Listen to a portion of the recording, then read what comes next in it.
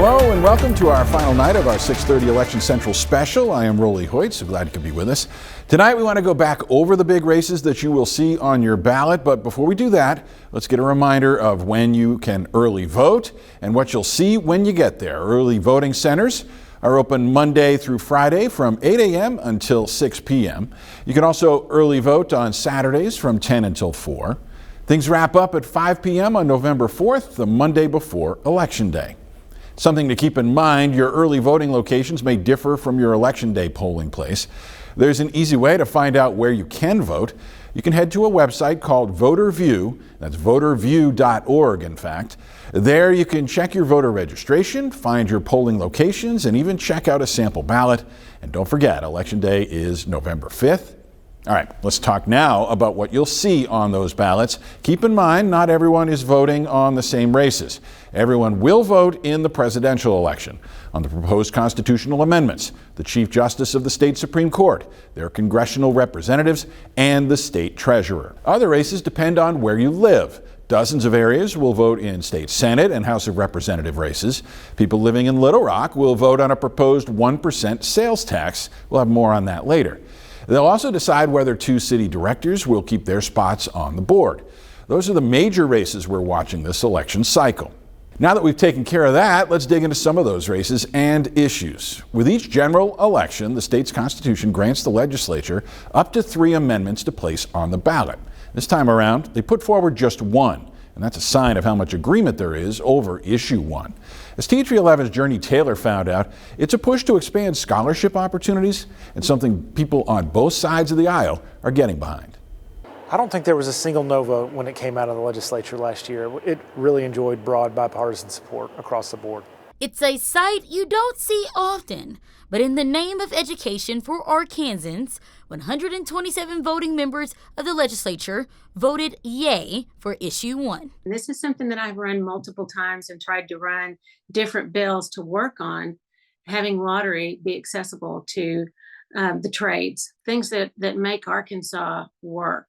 Republican State Representative Robin Lundstrom, alongside Republican State Senator Jane English, are the sponsors of issue 1.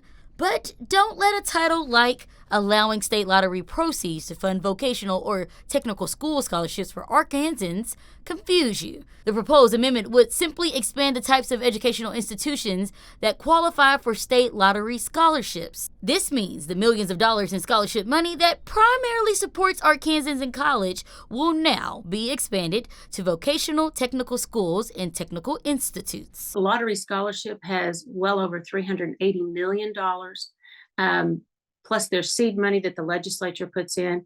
And this will allow us to, for a small part of the population that gives us big results, to have access. And the return on investment is amazing. For 6 months or a year, a lot of these starting salary jobs are $40,000 to $60,000. Lundstrom is joined by lawmakers on the other side of the aisle, like Democratic State Senator Clark Tucker, who say they support the issue because it targets Arkansans of all ages with an interest in fields like plumbing, HVAC, welding, and trucking. Well, we want to do everything we can to support not only our young people, but people of any age who want to go to school and get trained for a new job. The lottery, which has helped a lot of people go to college, which is wonderful. We all support that. We also wanted to be able to do more than just that. Not everybody can sit at a desk or wants to sit at a desk. Some people want to be outside moving. And this is an opportunity for businesses, small and large, for the state. This will attract people to the state, and it'll keep our own people in the state that can take care of their families right here. If voters approve issue 1 on November 5th, the issue will become law on January 1, 2025. It's the least sexy thing on the ballot, but might be one of the most important things on the ballot for Arkansans. Journey Taylor, THV11 News. Journey, thank you. A little more context for you. Sales of lottery tickets in Arkansas raised close to $115 million for college scholarships during the state's 2023 fiscal year. Let's start to shift gears now and focus on issue 2. It's almost impossible to watch anything on TV or online without seeing an ad for or against it a dozen times. It's the highly debated ballot proposal that would change Arkansas's casino amendment passed back in 2018. But what exactly is it, And why is there seemingly such strong feelings about it, at least if you go by those ads? A lot of you have been confused too by what it's asking you to do. So tonight, THV11's Brooke Buckner breaks it all down for us. There's no doubt some people are confused about what Issue 2 actually means. We've even had THV11 viewers reach out to us for some clarification. To break it down for you, the popular name that you'll see on the ballot is an amendment requiring local voter approval in a county-wide special election for certain new casino licenses and repealing authority to issue a casino license in Pope County, Arkansas. But what does that actually mean? Citizens should have the right to determine the character of their own communities, and especially when it comes to casinos. Hans Stieritz is a spokesperson for Local Voters in Charge, the group pushing for Issue 2 to pass. It's all about not forcing casinos into communities that vote against them. He says there's two parts to it. First, to make sure what happened in Pope County doesn't happen again anywhere else in the state, and to amend the state constitution regarding casino licensing. And then also, the authorization for the license in Pope County is removed out of respect for the vote of the Pope County citizens at the original vote. According to Stieritz and our partner Arkansas Business, back in 2018, most Pope County voters opposed building a casino. Even though Pope County voted against it, the citizens were left without a voice in the process and are facing having a casino forced onto the community. Now the three counties that voted for it, they've got casinos running. Issue 2 does not affect those counties at all. It's all about not forcing casinos into communities that vote against them. We're definitely trying to do a lot of education on this issue. Natalie Gaddotti with Investing in Arkansas opposes Issue 2 and says voting for it could impact tax revenue in the state by taking away Pope County's casino license. It's ready. There's 300 plus acres that have been purchased. The county wants it, the judge, the mayors, and so we want that project to happen. It means thousands of jobs. It means millions in tax revenue for Arkansas.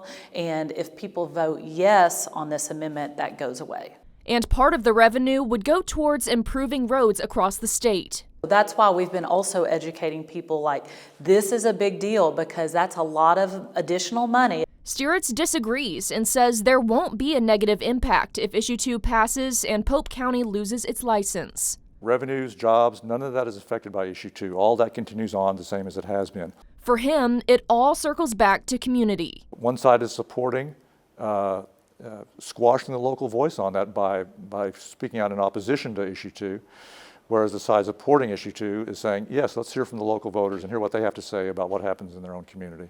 Vote no if you want to keep dollars in Arkansas and you want to, create momentum in our state. In Little Rock, Brooke Buckner, THV11 News. Well, there are several major races that Arkansans are being asked to weigh in on this election cycle, including a runoff that'll decide the person who acts as the chief executive of the state judicial branch. That's the chief justice of the state Supreme Court. This one's actually a runoff election, and there's a couple of moving parts. The current Chief Justice, Dan Kemp, is retiring. Earlier this year, 3 of his colleagues announced plans to run for his job. They squared off, along with one other candidate, on Super Tuesday back in March. That's when Justices Karen Baker and Rhonda Wood secured the most votes. Now they face off in this runoff in the general election. What makes this race interesting is the role it could play in future ballot initiatives. Over the summer, the 2 justices found themselves on opposing sides when it came to allowing the abortion access proposal onto the ballot. In fact, Associate Justice Wood wrote for the majority, while Justice Baker wrote a scathing dissent. The fact they ended up writing those opinions is just a coincidence, but it has become a sort of litmus test for the 2 candidates. No matter the outcome, though, both will still be on the high court, and Governor Sarah Huckabee Sanders will get to appoint a new justice to fill in the seat of the winner, and they will sit there until the next election in 2026. Turning now to the race for state treasurer, this is a position Arkansans actually voted on 2 years ago. You may recall Mark Lowry took the office in January of 23, but suffered 2 strokes during his first few months in the job. He announced plans to retire, but then died just days after sharing that news. Governor Sanders appointed Wayne Long to the position after Lowry's death, but he can't keep the job. So now voters will choose one of 3 candidates to take over. Secretary of State John Thurston is looking to secure his 3rd position in Arkansas state government and practically move across the hall in the state capitol.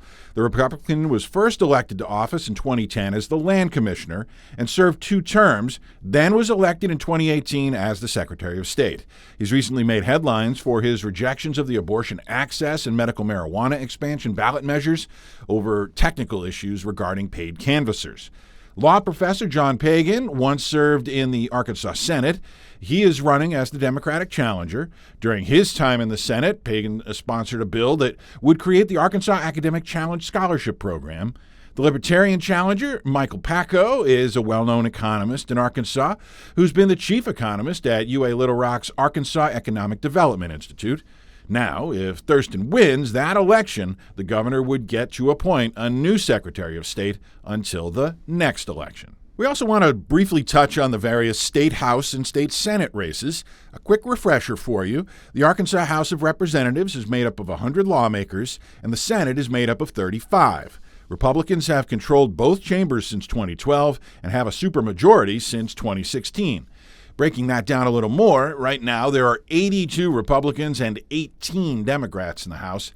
54 of those seats are up for grabs this election. In the Senate, there are 29 Republicans and 6 Democrats. There are races for 7 of those seats this year. If you're unsure if you'll have to vote on a state representative or Senate race, you can find a sample ballot by going to voterview.org. You can learn more about those races right now in our in-depth voter guide. It's at the top of our website, THV11.com, or you could text the word VOTE, V-O-T-E, to 501-376-1111, and we'll send the link straight to your phone.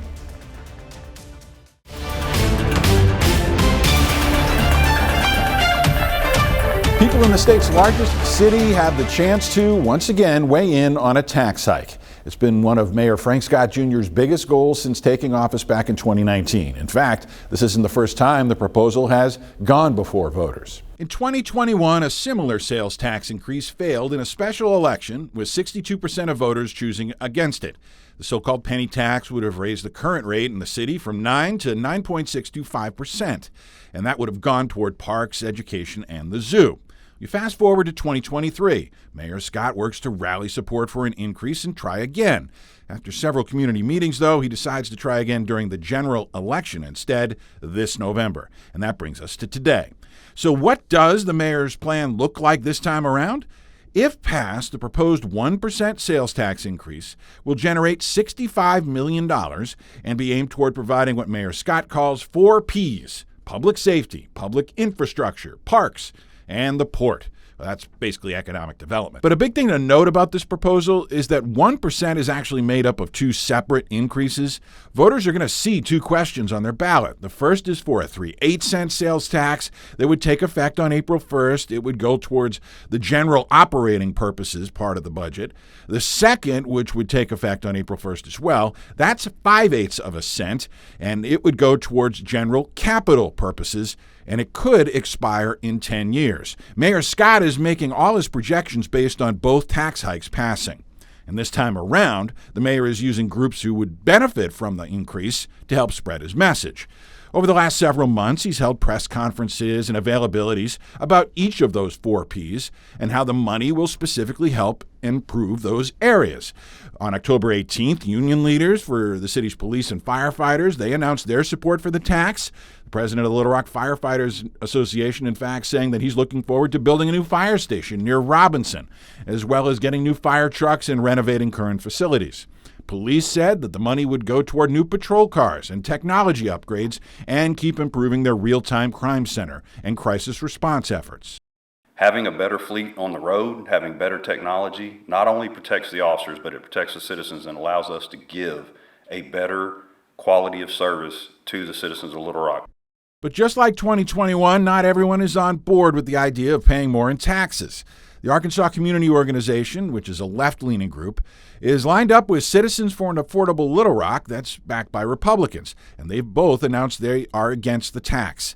Their concerns are echoed by Little Rock resident Christian Olson, who questions the benefits of taxes during inflation. We think this is a terrible time to add to the cost of living. I know when I take my boys to go get a bite to eat, and I look at the tax and the price, it kind of floors me, makes me a little sick each time. Now, we should also note that Mayor Scott says he has unanimous support from the city's board of directors as well. That is something he did not have back in 2021. We'll be right back after this. Not only is THV11 your election central, it's your Verify headquarters. And now with less than 2 weeks until Election Day, it's more important than ever that you are getting the facts. Karen Fuller verifies what early voters in Arkansas can expect before they cast a ballot. Arkansas election season is on. Voters by the thousands are expected to take advantage of the option to make their voices known early and avoid the traditional crowds on Election Day. One viewer asks, is it true that every county in the state has to offer an early voting location? Let's verify. Our sources are the Arkansas Board of Election Commissioners, the Secretary of State's office, ballotready.org, the Cleveland County Herald, and faulknercounty.org.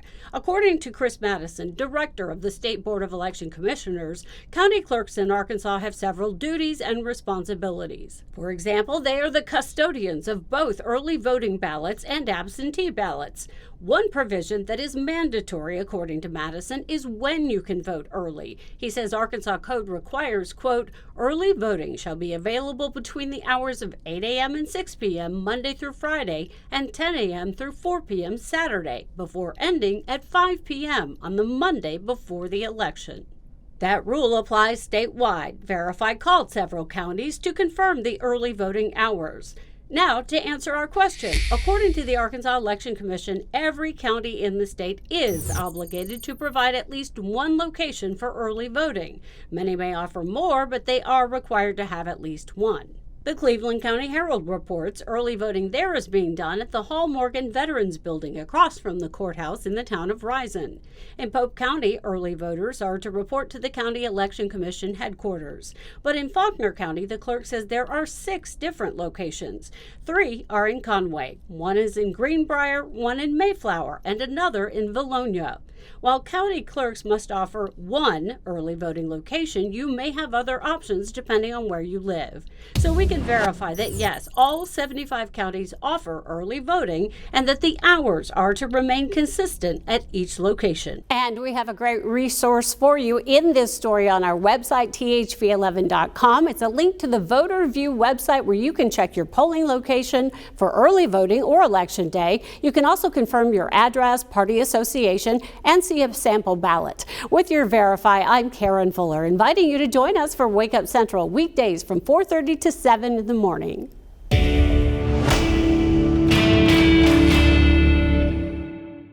Well, there's a lot we've covered this week that we didn't even get to tonight. We've heard from candidates in both Little Rock Board of Directors races. We'll also break down all the major elections with our panel, J.R. Davis and Charles King. You can find all of that right now on THV11+. And that's where you'll find us on election night, right after the polls close here in Arkansas at 7:30. Faith Woodard and I, along with our panel and our team of reporters, will be bringing you real-time results and reactions from all the major races happening across Arkansas. Again, that is Tuesday night, November 5th, only on THV11+. We hope to see you then.